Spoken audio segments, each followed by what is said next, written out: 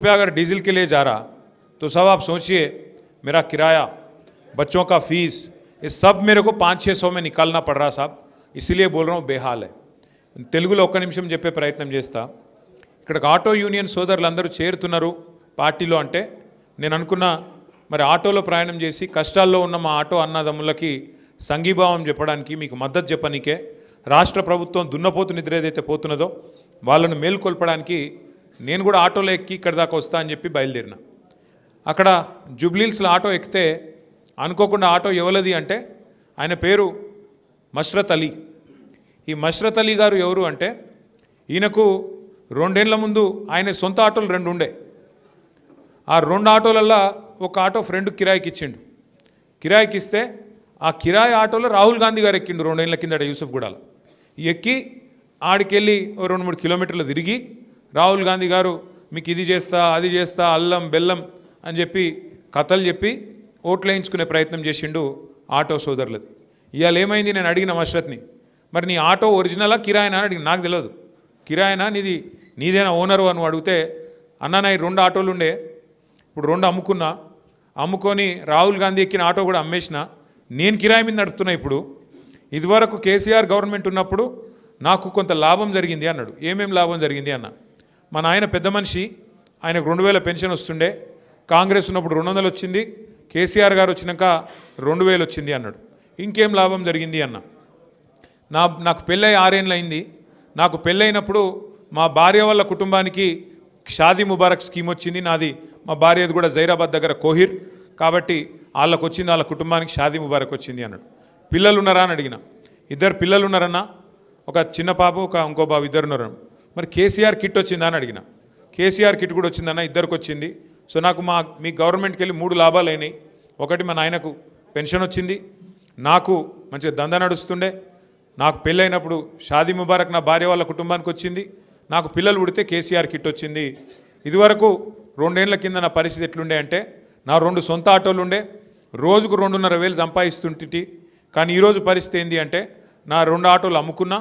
ఇదివరకు 2000 నుంచి 2500 సంపాదించే నేను ఇవాళ నా మొత్తం బిజినెస్ డౌన్ అయిపోయి 1000-1200 వస్తే ఎక్కువ అవుతున్నది. ఆ 1000-1200లలో 400 రూపాయలు నేను మళ్ళా కిరాయి కట్టాలి, 200 రూపాయలు డీజిల్కి వస్తుంది, మిగతా 600 రూపాయలల్లా ఇంటి కిరాయి కట్టాలి, పిల్లలు స్కూల్కి ఫీజులు కట్టాలి. ఇది నా పరిస్థితి అని చెప్పి ఇప్పుడు మష్రత్ అలీ చెప్పిండు.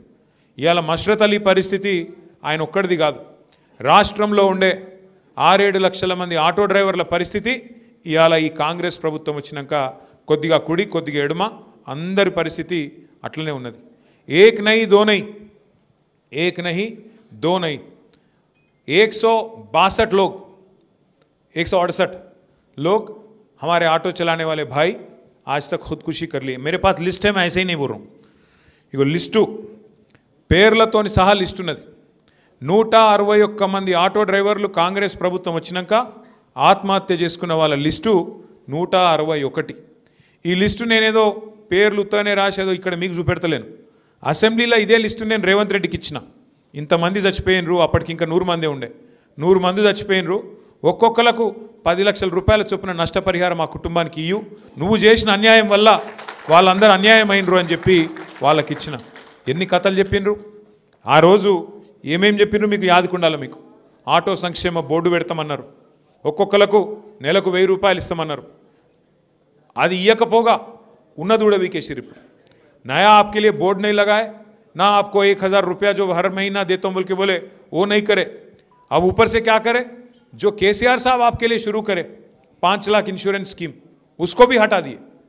5 लाख इंश्योरेंस स्कीम करे केसीआर, 11 लाख लोगों के लिए, ना सिर्फ ऑटो ड्राइवर के लिए बल्कि जितने भी हमारे भाई हैं जो प्राइवेट सेक्टर में भी गाड़ियाँ चलाते रहते, व्हीकल चलाते रहते, उनके लिए केसीआर साहब 5 लाख का एक्सीडेंट इंश्योरेंस लाए थे. इन्होंने आने के बाद उसको भी बंद कर दिए. इस वास्ते मैं बोल रहा हूँ भाइयों, ఇందిరమ్మ రాజ్యంలో ఇవాళ ఇండ్లు గులగొట్టుడు. ఇందిరమ్మ రాజ్యం అంటే ఆటో డ్రైవర్ల ఉసురు పోసుకునుడు.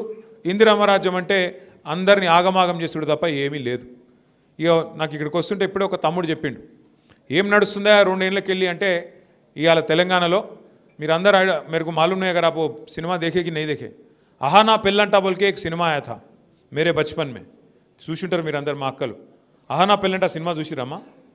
అహానా పెళ్ళంటలు ఏమవుతుందంటే क्या होता, एक नया दामाद आया भाई, उसका जो ससुर है बहुत कंजूस आदमी है, बहुत ज़्यादा कंजूस आदमी है।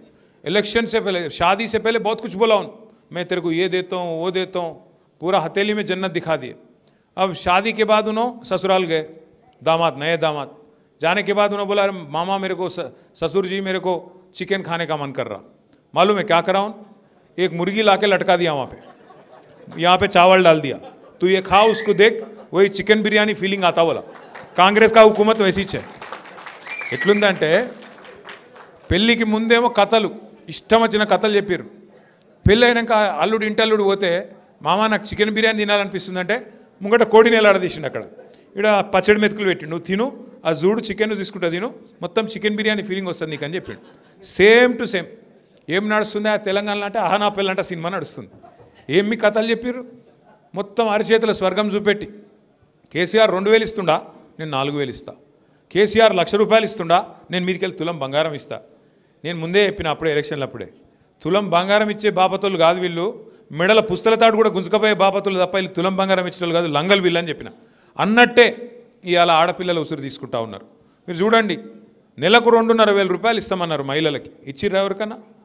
మరి ఎంత బాకీ ఉన్నాడు రేవంత్ రెడ్డి? 24 నెలలు, 24 నెలలు ఇంటూ ఈ 2,500 అంటే ఒక్కొక్క ఆడపిల్ల